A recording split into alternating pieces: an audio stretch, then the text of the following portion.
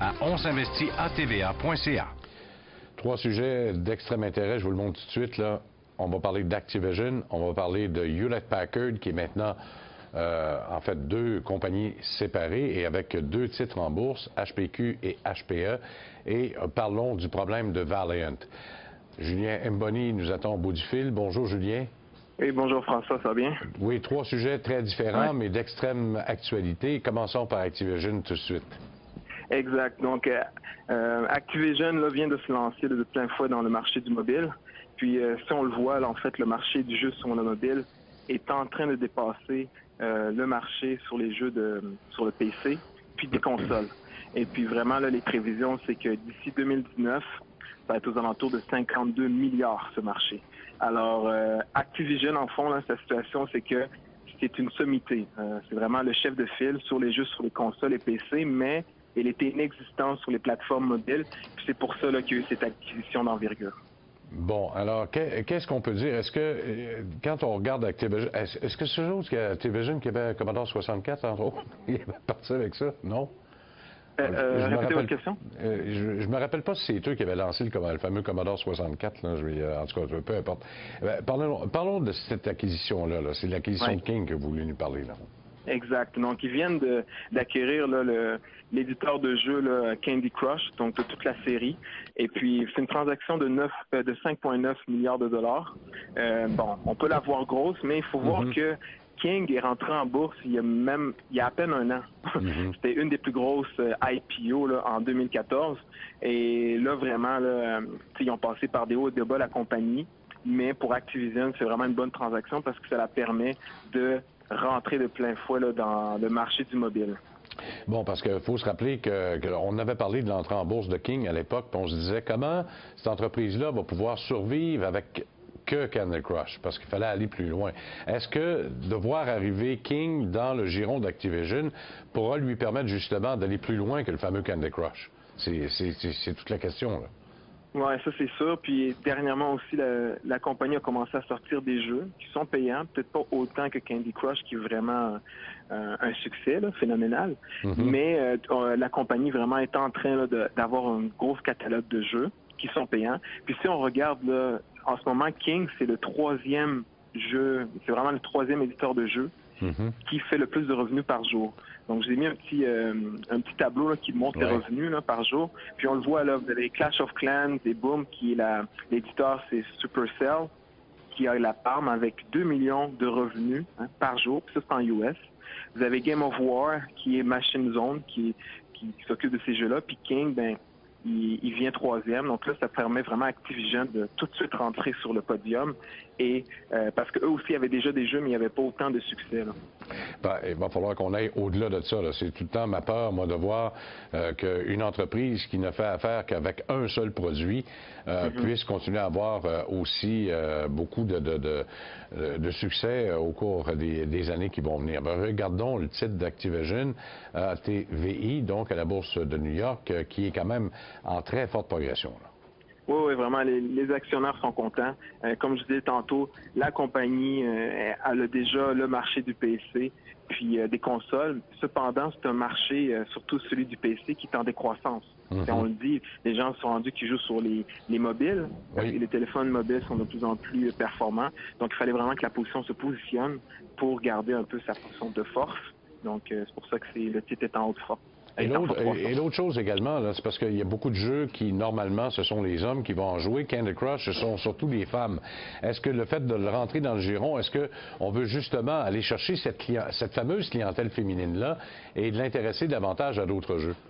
Exactement, vous venez de le dire. En fond, Activision, il est populaire pour ses jeux de Call of Duty, des jeux de guerre, que c'est surtout des hommes qui jouent à ça, mais avec la série Candy Crush, que c'est beaucoup de femmes de tous les âges. Quand même. Donc ça lui permet d'avoir une nouvelle cible, d'avoir une nouvelle clientèle, en fait. Bon. Allons voir Hewlett-Packard. Maintenant séparé avec des activités différentes. D'un côté, on se retrouve avec les imprimantes et les PC. D'autre part, les logiciels et le service web. Exact. Donc, ce que Hewlett-Packard est en train de faire, c'est un spin-off, comme on dit dans le jargon. Puis c'est très populaire par les temps qui courent. On a vu Google qui venait de faire la même chose avec Alphabet. Puis vous avez eBay qui a fait un spin-off de ses activités avec PayPal, parce qu'à un moment donné, les entreprises deviennent tellement grosses qu'ils ne peuvent pas tout faire en même temps, donc c'est mieux de séparer les activités. Mais là, dans ce cas-ci, ça devient un peu touché, dans le sens que vous avez un HPK, que c'est un peu un secteur en décroissance, les PC et les imprimantes. Puis vous avez l'autre HPE qui est les services web, le cloud computing, les logiciels, tout ça, que c'est vers là que tout est en train de tendre. Donc là, ça va être... J'ai hâte de voir c'est quoi la dynamique là-dedans parce que justement, les investisseurs, c'est comme ça qu'ils vont le voir. Hein. Quelle compagnie on se positionne, puis peut-être qu'il y en a une des deux qui va être rendue privatisée ou qui... je sais pas. Bon, parce qu'il y a quand même le fait que les imprimantes 3D, là, on croyait que ça allait être la panacée, l'avenir, puis ça ne lève pas du tout. Est-ce que Hewlett-Packard pourrait être privé de revenus en raison de ce problème? Est-ce qu'on peut le dire temporaire ou c'est reporté dans le temps ou si les gens s'y intéresseront pas, sauf peut-être dans le secteur industriel? Il y a une opportunité là. Le marché est là. Il y a déjà des gros joueurs qui sont positionnés, mais encore une fois, les gens sont pas prêts. C'est toujours ça, des grosses technologies. Les gens sont pas prêts, donc on reporte à environ 2017, hein, le moment que vraiment ce marché va lever. Puis ce qui arrive avec les imprimantes 3D, c'est que ça rentre dans l'entreprise que les PC et qui était un peu un secteur en décroissance. Donc c'est peut-être ça qui pourrait venir drainer l'entreprise. Mais pourquoi la transition va être difficile aussi? C'est que HP vient de vendre Tipping Point. Tipping Point, c'est une firme en sécurité informatique. Okay. Puis, elle avait été achetée en 2005. À ce moment-là, elle valait 442 millions de dollars. Puis là, ils viennent la vendre à perte. Je ne sais pas si en fond de l'entreprise, peut-être qu'elle a besoin d'argent en fait. C'est peut-être ça le signal. Mais c'est pour dire que les acquisitions qui ont été faites dans le temps sont en train de nuire à la compagnie en ce moment. Puis c'est ça qui va arriver, que la transition va être difficile pour la séparation là, de ces deux entreprises. Oui, et il faut se rappeler aussi que Hewlett-Packard, à l'époque de Carla Fiorina, au début des années 2000, elle qui voulait de toutes les façons possibles mettre la main sur Compaq, parce que c'est compact, là, les PC qu'on a chez HP, c'est compact. Là. On s'était cassé à margoulette bien d'aplomb avec ça. C'est ça. D'ailleurs, le premier point, vous le marquez, mauvaise acquisition dans le passé, ça fait partie peut-être des mauvaises acquisitions, et c'est pour ça qu'elle n'a pas fait long feu non plus à la tête de Hewlett-Packard. Exactement. Donc, ils regardent leurs concurrents aller, puis ils veulent se positionner rapidement, mais c'est ce qui arrive qu'ils font des acquisitions qui leur coûtent trop cher, puis ils ne sont pas capables de bien intégrer dans l'entreprise, mais ils n'ont plus le choix de les revendre. Donc, ça, c'est l'un des points majeurs. Bon, allons-y avec Valiant, qui est un sujet complètement à part. C'est d'intérêt public là, ici au Québec, parce que maintenant, on peut la considérer comme entreprise québécoise, là, parce que son siège social mondial est à Laval. Pourtant, c'est une compagnie américaine. Oui, c'est ça. Mais pourtant, les décisions ne se prennent probablement pas à Laval, plus que au sud, aux États-Unis. Les problèmes se poursuivent quand même, et on a pu voir au cours de la dernière semaine qu'il s'est dit énormément de choses, particulièrement par les investisseurs qui ont peut-être de l'influence et qui mettent en doute peut-être la notoriété du président de Valiant. Exactement. Puis l'image que vous voyez là, c'est l'image qu'on arrive sur le site de Valiant. Oui. Bon, moi je m'attendais peut-être qu'avec les scandales actuels, ils allaient mettre de quoi.